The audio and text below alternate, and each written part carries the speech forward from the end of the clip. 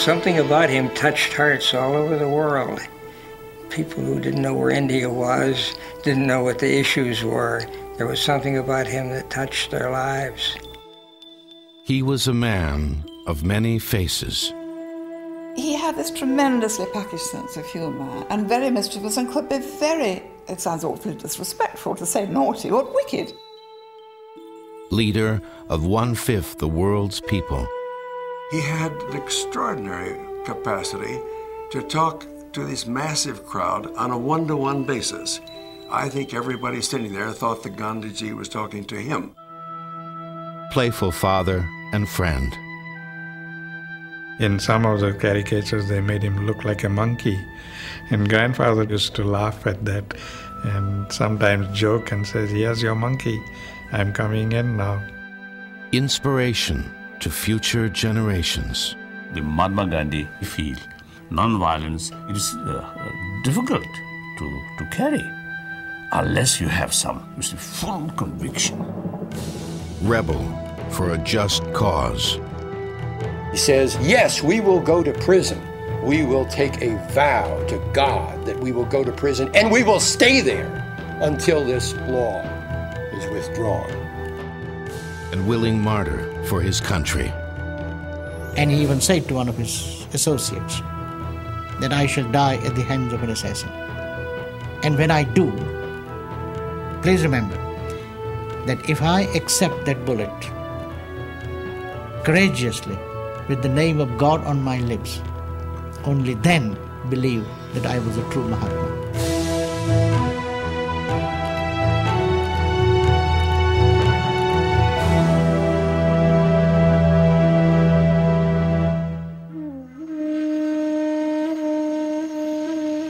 There is an unalterable law governing everything and every being that exists or lives.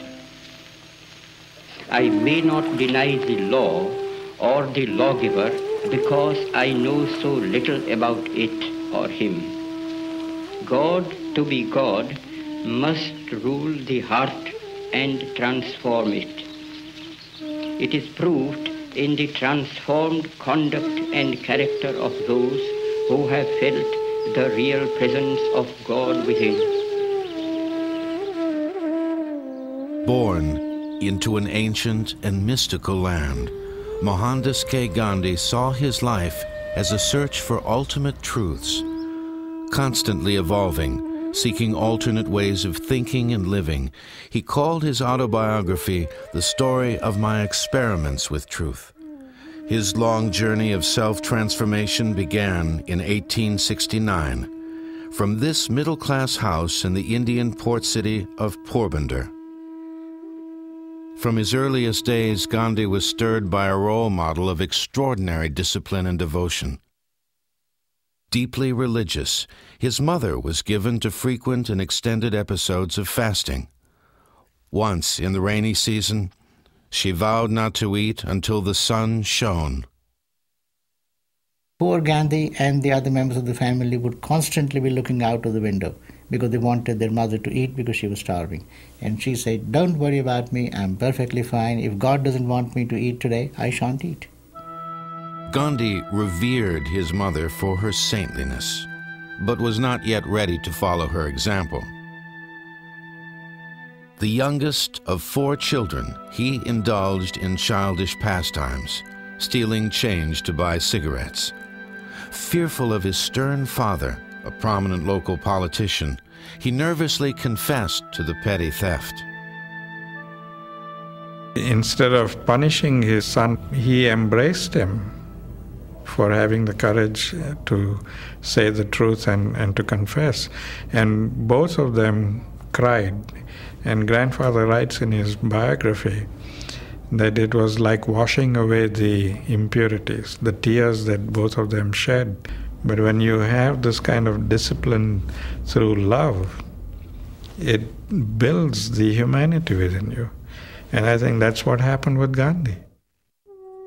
In keeping with Hindu tradition, at age 13, Gandhi was married to a young girl of the same age. Initially, he was a jealous and possessive husband.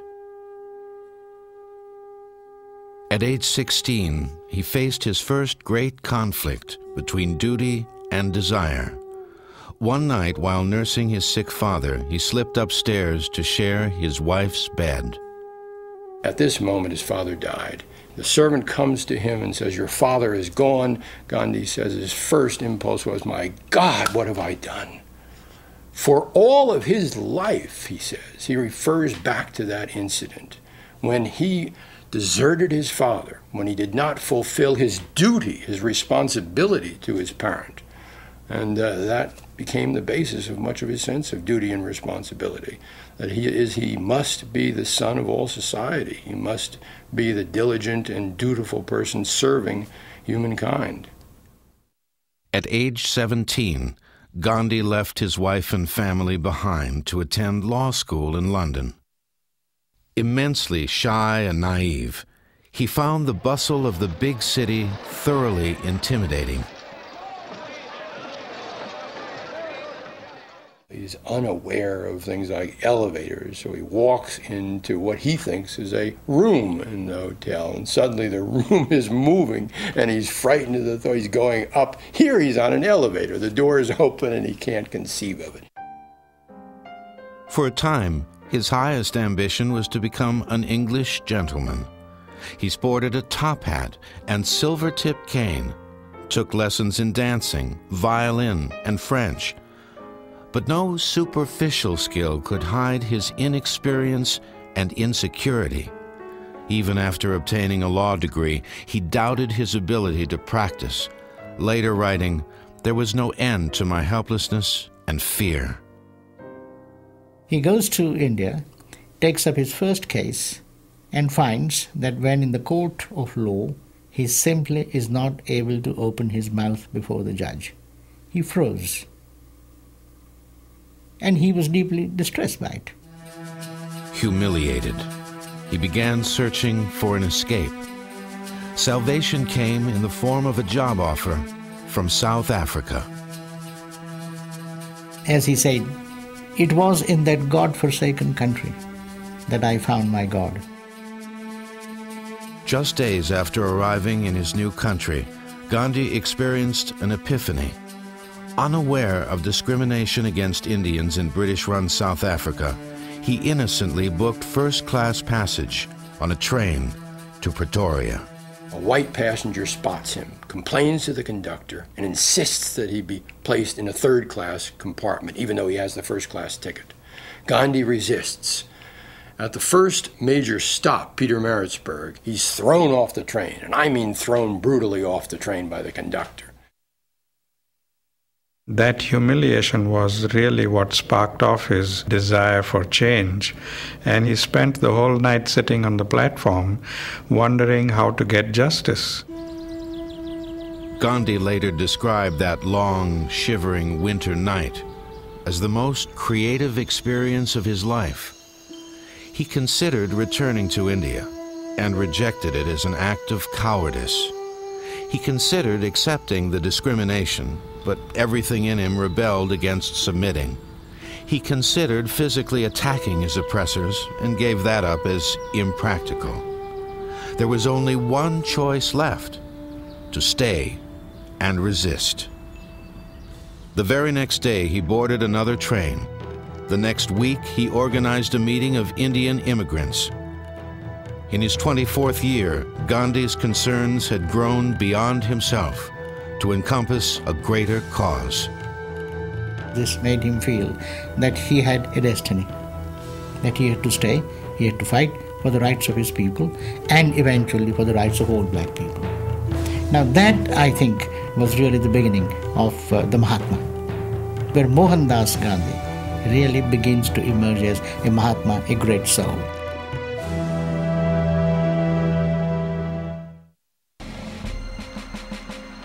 In the South Africa of the 1890s, Africans and Indians alike endured the whims of their white masters, living under laws denying them the right to vote, own property, or even walk the streets after dark. Dedicated to righting those wrongs, Gandhi was at first woefully naive in the ways of power politics. As a lawyer, he believes that we change the laws, we change human behavior. And so from 1893 to 1906, he is bound and determined in the law courts to do something. Now, the problem is that the British are smarter than he is during this time, and every time he changes one law, another law is put into place in order to make the discrimination work in another manner. Victimized by white South Africans, Gandhi resolved to act as a unifying force. He began developing communities of people from different races and religions, all brought together to live as equals. He insisted on treating his own family, which soon included 4 young sons, no differently than anyone else. Despite his abhorrence of British oppression, until 1906, Gandhi considered himself a faithful member of the empire, even singing "God Save the Queen" and teaching it to his children. So loyal, in fact, that he served as a stretcher bearer alongside British troops in the Boer War and the Zulu Uprising of 1906. It was actually the experiences in the Zulu War which really brought him very close to inhuman violence, because that was when he realized that this war was not just a war between 2 people, but it was a real massacre. He recoiled as British Gatling guns slaughtered Zulus armed with spears. He saw the pleasure soldiers took in killing, and he collected the shattered bodies of wounded left to die in agony. He begins to think that the Zulus are being dominated by the British in this way. What does domination mean? And he thinks about his own domination in his family, and particularly of his wife. He has been married, age 13, and he has been at times what he calls a cruel, a jealous, a dominating husband. And it's this fascinating mode then of thinking, triggered by the Zulu rebellion, seeing how the British dominating the Zulus, and he takes it within himself, how am I guilty of this dominating kind of behavior? And he says, I'm guilty of it in my own marriage, in my relationship with Kasturba. Within the Hindu tradition is the ideal of a man who has so conquered his sexuality that he achieves a childlike innocence. Only by mastering his own desires, Gandhi decided, could he best serve humanity. At age 37, he took the Hindu vow of brahmacharya, permanent celibacy. So if he was totally pure, then there'll be no impurity, no violence, no aggression around him. In 1906, he immediately followed his personal transformation with a stunning political insight. New laws decreed that all Indians must be registered and fingerprinted. The provisions included having Indian women stripped for white police, so body marks could be noted on the registration form. Incensed, 3,000 Indians met in Johannesburg to plan a course of action. Suddenly, a Muslim merchant stands up and he shakes his fist and he says, "By God, I will go to prison before I obey this law." And Gandhi hadn't thought of this before, had not thought of going to prison. But he knew instinctively that this was the right way to go. And he gets up and he says, "We will take a vow to God that we will go to prison and we will stay there until this law is withdrawn." Gandhi's speech sparked off an historically unprecedented act of mass civil disobedience. Following his lead, protesters endured repeated police beatings, bravely accepting their suffering without retaliation. He realized for the first time in his life that when human heart is closed, you can't touch the human head. There is no use reasoning with a person whose heart is full of prejudices. If reason is not enough, violence is not good, what do? And he discovers in South Africa for the first time the method of non-violent resistance. You stand up against your opponent, tell him that you will not give in, but you also reassure him that you will do him no harm. Gandhi coined the term satyagraha, a combination of two Sanskrit words meaning truth and the pursuit of, to describe his revolutionary concept. The goal of nonviolence was as old as human philosophy. Gandhi's insight was to apply the ideal to practical political situations. Mahatma Gandhi feel in order to implement genuine non-violence, they first, in your own mind, the peace or the spirit of reconciliation must develop. So without that, how can you implement genuine non-violence? In 1913, General Jan Smuts, the English puppet chief in South Africa, passed laws decreeing Hindu and Muslim marriages invalid. Gandhi jumped on the blunder to inspire a wider revolt. And grandfather typically came home one day and told my grandmother that you are no longer my wife, you are my concubine. And she flared up and said, what are you talking about? And so he explained that this is the law, and so our marriage is no longer recognized, and we are living together illegally. Traditionally, Indian women were restricted to the home. Gandhi attacked such customs as another form of oppression and called on women to shoulder public responsibilities. In one crafty stroke, he had helped to emancipate millions and added a powerful new tool to his arsenal. The marriage laws touched off a national strike. 50,000 indentured laborers took up the cause and walked off their jobs. General Smuts relented, rescinding the marriage laws. Gandhi had proved that willpower could overcome brute force. Eager to challenge England on his home ground, in 1915, at age 45, he returned to an India strangling under the yoke of imperialism. For 2 centuries, the British had systematically plundered India's natural resources. Deprived of raw material, native industries withered away. India was the largest, most populous, and most profitable outpost in the empire. And they brought India down to such a point where we couldn't even manufacture a little safety pin. We didn't have the capacity to make a little safety pin. That was the state at which they had reduced us over the years of exploitation.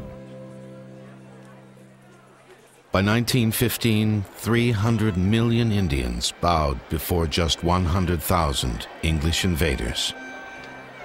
Never in history had so few ruled so many, from so far away. Despairing of ever regaining their freedom, Indians collaborated in their own enslavement, providing soldiers and police to enforce the will of their white masters. Gandhi challenged his countrymen to resist, telling them that those who behave like worms should expect to be trampled on. And that's when Gandhi said, when shall we learn to rebel against ourselves? We have become so dependent that we must learn to rebel against ourselves, get rid of our psychology of dependency, of getting things by bribery rather than bravery. We can't rebel against the government unless we first learn to rebel against ourselves. Time and again, British authorities unwittingly played into Gandhi's hands by inflaming public opinion. In 1919, he protested oppressive new laws by inciting a national strike. While he coordinated the rebellion from Bombay, hundreds of miles to the north, 2,000 Indians crowded into the enclosed village square of Amritsar. Unknown to them, 2 days earlier, General Reginald Dyer had decreed a ban on mass meetings. Without warning, Dyer marched 50 Indian troops into the square and ordered them to open fire with rifles and Gatling guns. For 10 minutes, the soldiers cut down the trapped and terrified crowd, killing 379 people and wounding over 1,000. The only reason he stopped firing was they ran out of ammunition. He said if he had more ammunition, they would have still gone on firing into the crowd, firing to kill the people. His ambition was to teach the Indians a lesson, that they cannot defy the British and get away with it. Dyer followed the massacre by issuing an infamous crawling decree. Local Indians had two choices: get down on their bellies and wriggle like worms, or be flogged to death.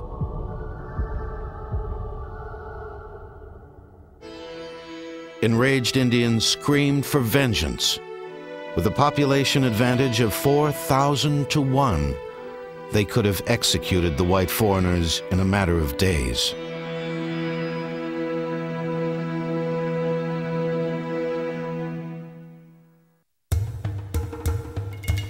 The massacre at Amritsar in 1919 threatened to touch off a bloodbath between Britons and Indians demanding revenge.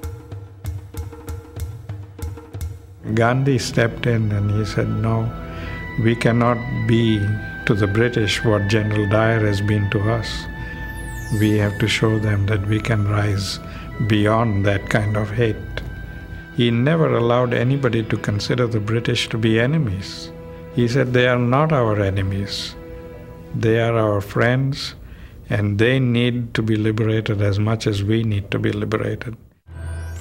Over the next 3 years, Gandhi transformed the Indian nationalist cause into a mass movement.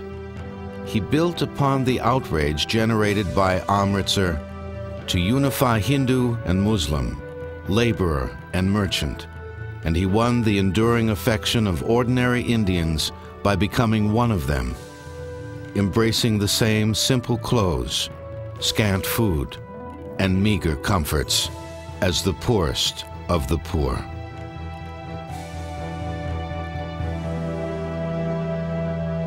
To promote self-reliance, he exhorted Indians to wear their traditional simple white cloth and to spin it themselves. Western-made clothes were cast off into giant bonfires. As he said, foreign clothes signified our cultural dependence on the West, and it also implied that we were indirectly accomplices in our own enslavement. Therefore, burning foreign cloth was a way of purging ourselves. Gandhi insisted on spending 1 hour each day personally spinning yarn. Other Indian leaders ridiculed the practice. In the midst of a national crisis, Gandhi might be found at his spinning wheel. But he saw the fundamental importance of connecting with the masses. His unique stature as the champion of all Indians kept him the unquestioned leader of India for a quarter century. While inciting open revolt with one hand, with the other, he had to prevent his followers from succumbing to the allure of bloodshed. Many times he called off campaigns when they threatened to become violent, angering friends and colleagues. Gandhi is unique because he, as a political leader, showed that this nonviolent attitude could work politically. Each time he proved that once he seized the moral high ground, he must not lose it, and it could be lost through an act of violence on the part of his community, the Indians. He knew the political effectiveness of that moral high ground. But his public duties carried a high personal price. His 4 sons often felt neglected and resented him for his long absences in prison. The oldest, Harilal, rebelled in ways seemingly designed to inflict pain on his parents, becoming an alcoholic and a prostitute. From Gandhi's point of view, he lost his son, and there were times towards the end of his life when he said of Harilal, "He's no longer my son." It's an awful comment for a father dedicated to nonviolence to make. but the personal cost was tremendous. Gandhi grieved for his son, but no personal concern could deter him from the mission of freeing 300 million Indians. In 1930, at age 61, he unveiled a bold new plan to rebel against attacks many found unjust: the British levy on salt. It was illegal for Indians to make or sell salt. That lucrative franchise was reserved for foreigners. To dramatize the revolt, he planned to march 240 miles to the Arabian Sea and there make salt. His colleagues in the Indian National Congress begged him to reconsider, convinced that his scheme would fail. The governing British were equally confident that their old nemesis was courting ridicule. On March 12th, he set off with 80 followers on a journey that would capture the conscience of the world and change the course of history.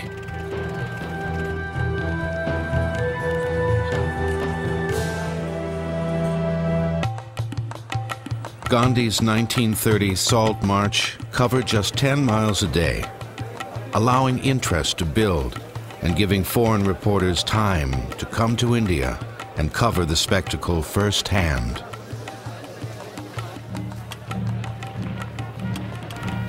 So for 24 days, passing through thousands of villages, creating an enormous political theater. And as soon as the news spread, not only the whole of India was emotionally and intellectually engaged, but the whole world. Large number of American news reporters said, "This is incredible."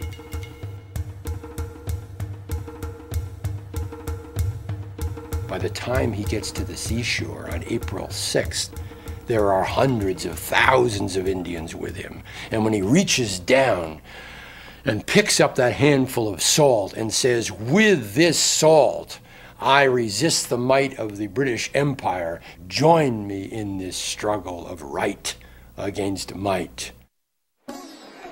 The response was electric. Across the country, merchants, farmers, and housewives openly made and sold salt. Thousands were jailed, including Gandhi. Police brutally clubbed protesters, further enraging and unifying the Indian people. Gandhi knew that nonviolent resistance requires its followers to show their courage, thus appealing to the best in human nature.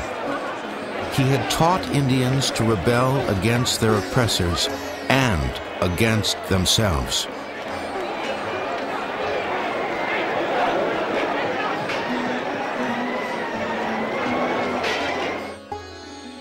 Under intense international pressure, the Viceroy, Lord Irwin, released Gandhi and invited him to negotiate.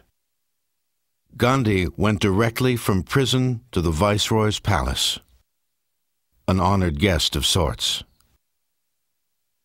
So they gave him a glass of warm water, which is what he had asked for, and he put it down on the table and quietly took out something from his loincloth. And the curious Viceroy said, "What is it?" He said, "Your Excellency, don't tell this to anybody. It is the salt that I have illegally manufactured." He quietly put it in water, stirred it, and drank it. The next year, Gandhi journeyed to London for a conference on India's future. As always, he traveled third class and performed his daily disciplines.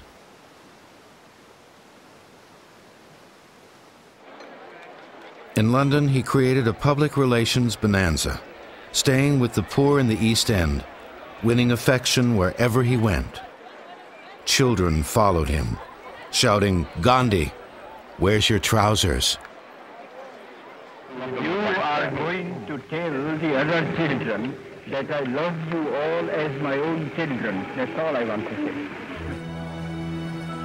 Invited to Buckingham Palace for royal tea, he was criticized for appearing before the king in a loincloth. "The king," replied Gandhi, "was wearing enough for both of us." Back home in India, He spread his message through daily prayer meetings. I am going to request the Father of our nation, the apostle of love and truth and non-violence, to give us his benediction. It is complete independence that we want. An ordinary prayer meeting could have these hundreds of thousands of people. You would look sort of just out of the corner of your eyes, and not one person was not gazing at him. Absolutely, the attention rapt. Gandhi admitted to the flaw of ego, and at times found mass adoration exhilarating. More often, however, the constant crush of disciples was simply overbearing. I recall on many occasions when I was traveling with him, at every station there would be thousands of people in the middle of the night shouting, "Long live Gandhi, long live Gandhi," and they would go on shouting until the train passed. The result was all that din was that he could never sleep. He was surrounded by a loyal entourage who lived according to his dictates. At times, he required celibacy from his married disciples. And in the last years of his life, he engaged in tests of willpower that shocked his greatest admirers, sleeping naked with young Hindu girls. The idea, he explained, was to challenge his discipline and thereby heighten his commitment.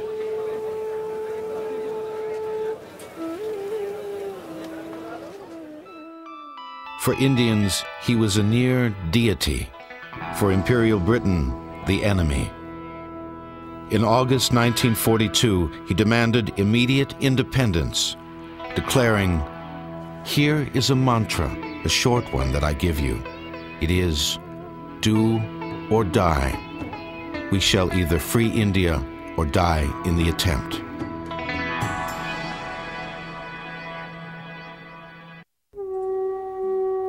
The night of Gandhi's 1942 Quit India speech, he and the entire Congress were arrested.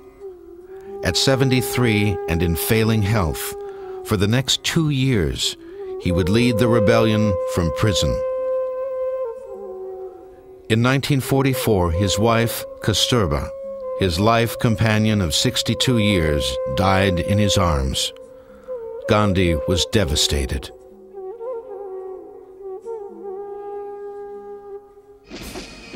A year later, an exhausted Britain admitted it no longer had the resources to rule India.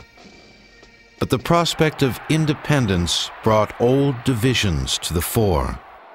Hindus and Muslims, long suspicious rivals, turned to open hatred. The Muslim minority insisted on a separate country, what became Pakistan. After a lifetime spent unifying people, Gandhi saw his beloved homeland sliced in two. I think it really did break Gandhiji's heart, the idea that India would be divided. He would sometimes find impossible solutions because his heart wanted what was right, but the world won't allow what is right to happen very often. He kept faith with his principles and urged others to do the same. Even when it slowed negotiations with the Viceroy, Lord Mountbatten, he maintained his long-time discipline of silence, 1 day each week. My father came really to look upon him as a saint, but he could be most exasperating to deal with. If it was a crisis point, my father asked him to come and have discussions, and it was all desperate. I remember my father's expression when Gandhiji comes into the room with his finger to his lips. My father says, "Oh, no, it's not a day of silence, is it?" On August 14th, 1947, Indians celebrated their independence. Gandhi, seeing the growing rift between Hindu and Muslim, asked a friend, "Why do they rejoice?" I see only rivers of blood. Partition immediately brought mass migrations, Hindus fleeing to India, Muslims escaping to Pakistan. Hundreds of thousands of refugees marched desperately, without food, without water.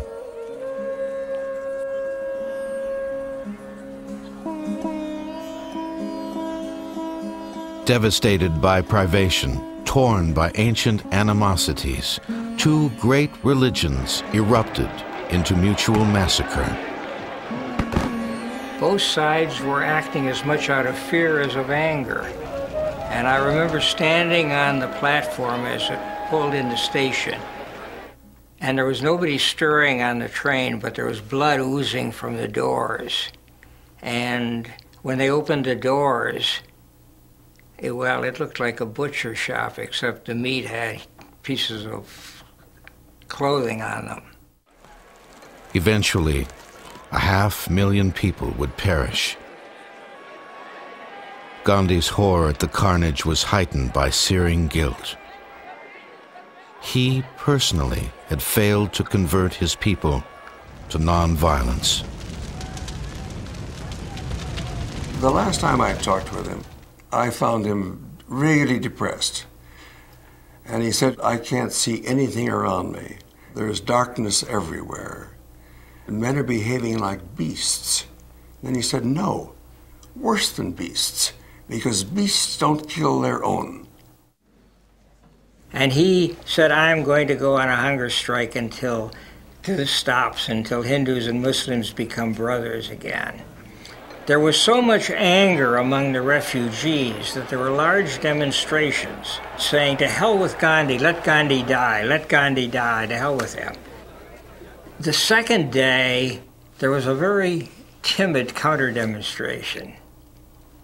And the third day, the counter-demonstration got bigger and the anti-Gandhi demonstration got smaller. And on the fourth day, the same trend continued until finally, the streets were thronged with people cheering for Gandhi, and after a week, Muslims could walk the streets of Delhi in perfect safety. Gandhi's hunger strike rescued New Delhi. But at the India-Pakistan border, civil war raged on. He embarked upon a pilgrimage of peace across his hate-torn land, walking barefoot from village to ravaged village, enduring angry mobs, thorns thrown in his path, rising at 4 each morning to struggle against the tide of fear and bloodshed. And I think there is not a single Indian who had not felt ashamed and proud. Ashamed that he had been so deeply let down by many of them, and proud that from amongst them, in these days of darkest brutality, sprang a figure who made them proud to be an Indian, who atoned for them, almost a Christ-like figure.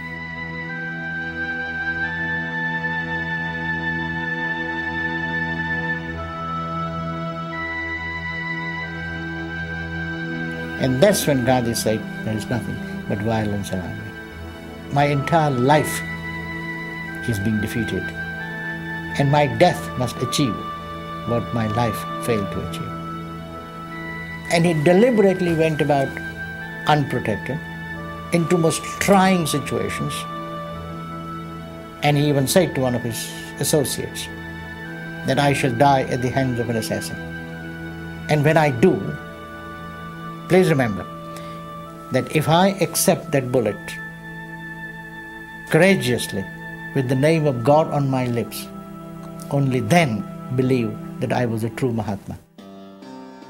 On January 30th, 1948, the 78-year-old Gandhi walked to his daily prayer meeting in the garden of Birla House in New Delhi. From among the crowd, a young Hindu man emerged, bowed to Gandhi, and shot him 3 times. In the instant before death took him, Gandhi murmured, Rama, the Indian word for God. The shock was so appalling that I remember the tears streaming down my face. I'd only met him half a dozen times. But the impact and the magnetism of the person was so enormous that one really felt acute personal bereavement, as though one's own father had died. And everybody in India felt the same. There was a sea of people around the house, and one of my strongest memories was seeing Pandit Nehru standing on the little stone wall with tears coming down his eyes, saying, "The father of our country is dead," and breaking down in tears. The sorrow and shock of his murder wrenched India from the grip of madness. Violence ceased. Overnight, 1 million people poured into Delhi for darshan, the blessing of being near him. All through that night, people came up on foot, in bullock carts, on bicycles, in broken down cars and buses, and hanging onto trains. And a sea of humanity followed the bier of that little old man.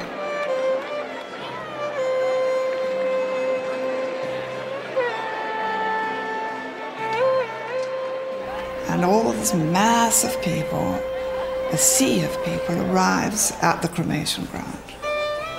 And then when the actual flame was lit, I think 750,000 throats cried out, "Gandhi is immortal."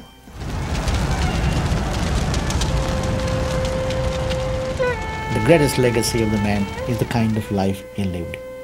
A life which was designed to incarnate one single passion, one single principle, the principle of nonviolence. Nonviolent revolution had freed India. In the 50 years since, it has transformed the world. As Martin Luther King later said, "Christ gave me the message. Gandhi gave me the method." His ashes were taken via a special third-class train to the ocean, there to be spread upon the waves, home for a soul who never lost his faith in God or man.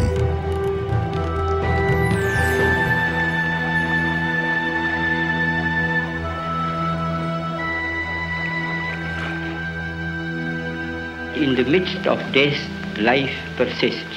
In the midst of untruth, truth persists. In the midst of darkness, light persists. Hence I gather that God is life, truth, light. He is love. He is the supreme good.